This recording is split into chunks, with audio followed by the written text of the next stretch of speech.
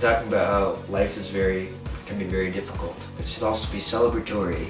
Only you know what will make you happy. You can't live your life for anybody else. You can't live your life for your parents. And it's difficult when you're a people pleaser and you want everybody to like you, but I think for me, what's helped me in that respect is it's almost kind of selfish for me to want everybody to like me. You gotta kind of free yourself from what other people think about you. And I love the club kid culture because all the kids who didn't fit in school, not only are they tolerated or accepted, they're celebrated for their differences. They're celebrated for their uniqueness. So you can be as crazy and as unique and as creative as you want, and that's a good thing. I think when so many of us have been oppressed or bullied, it's easy to come to a stage where you're like, oh, I've arrived. Now I can look down on other people. But then you're just continuing the cycle. It's so easy for the bullied to become the bully. That's something that I want to keep in mind, not to look down on other people. High in Heaven is also a celebration of sexuality, not seeing that as the antithesis of spirituality. Again, duality, combining the two. You have to be careful too in some of those clubby scenes. It can be a wonderful thing, a very liberating thing, but it can also be destructive.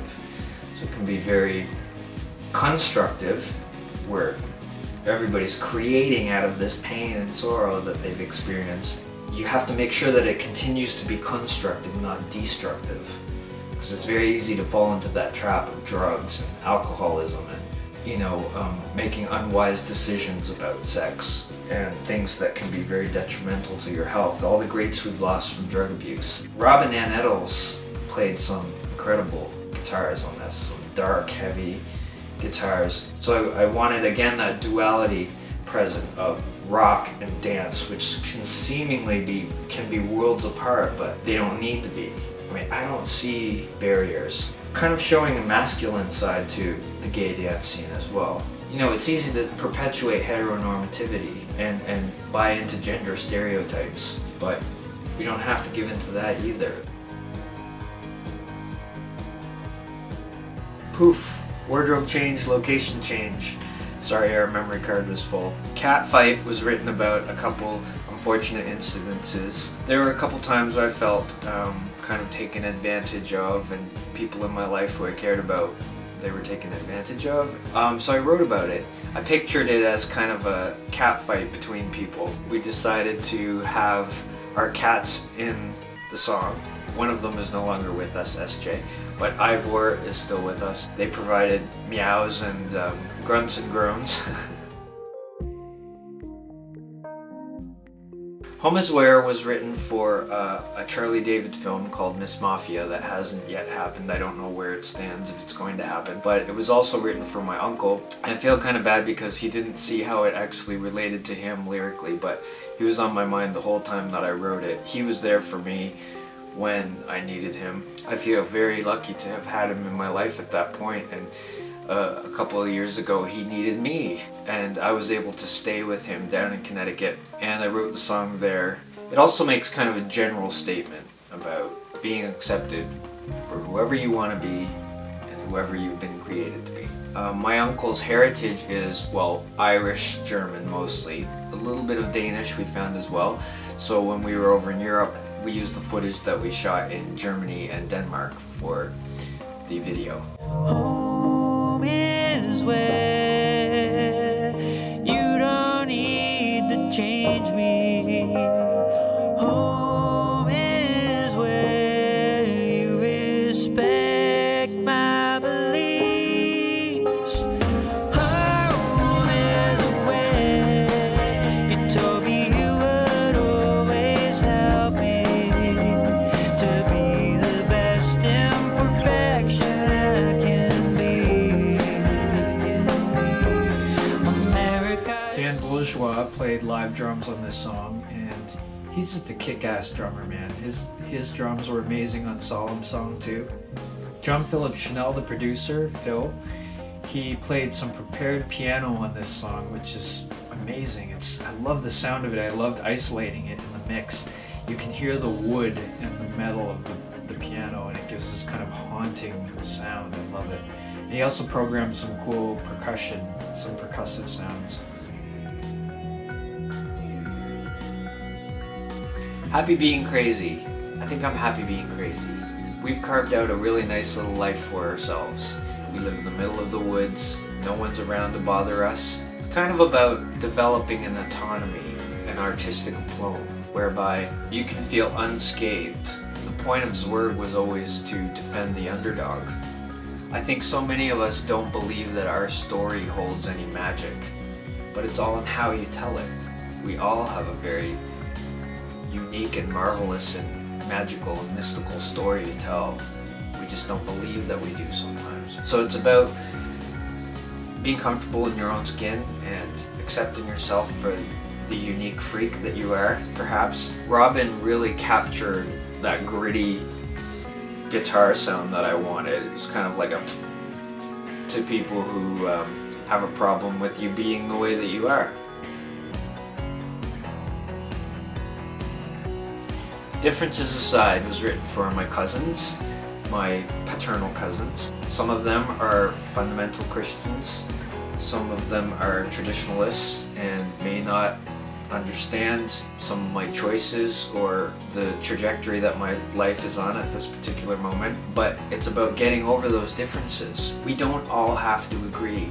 Variety is the spice of life, so let's just get over our emotionalism. I think emotionalism can really be detrimental. It's more my intention to open up a dialogue, kind of like a university setting where people are encouraged to bounce around ideas. And I think emotionalism, we're so fervent and ardent about what we believe that that can kind of act as a barrier from us accumulating more knowledge. We have such a duty, we have such a mission to make other people see things the way that we do, because we all believe that we're right. I was thinking maybe my mission is just to learn from other people, just to be me. Maybe we don't see things the same way, but that's okay. The overarching theme is that love transcends religion, love transcends difference in belief systems and opinions. It's kind of like a domination of denomination in society, where everything, again, it goes back to the overall theme of the record, everything is disjointed, making it so that we feel separated from each other.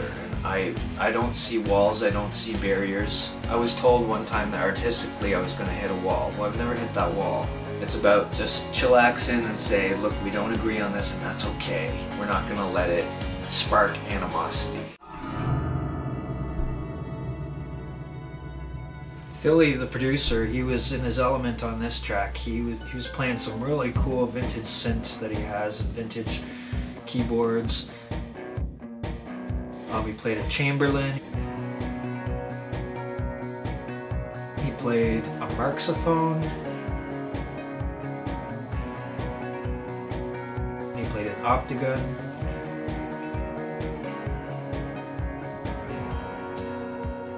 I was 16, I was in high school, and I was learning guitar.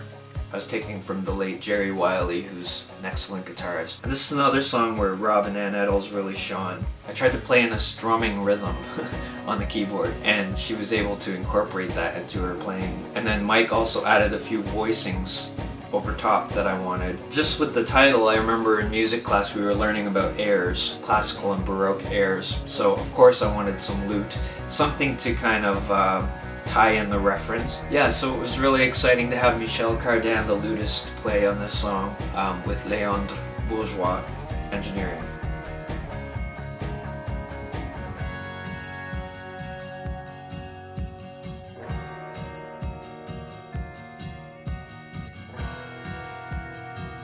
I gotta tell you, the graphic design was done by Mark Young.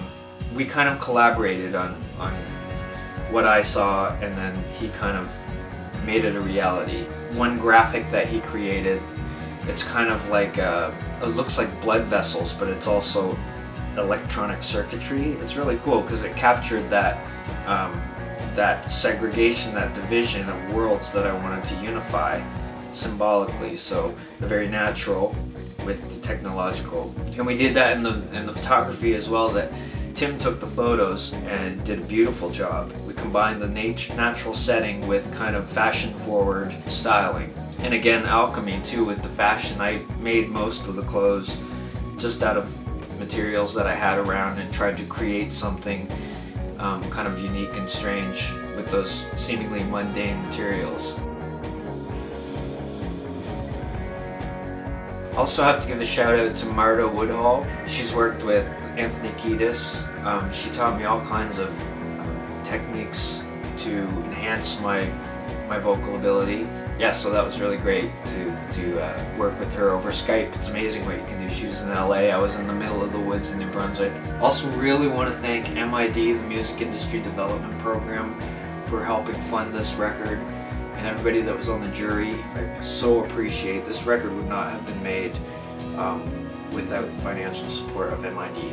And also want to thank Music New Brunswick, Jean Surette, Kate Doyle, everybody else for your support of New Brunswick artists.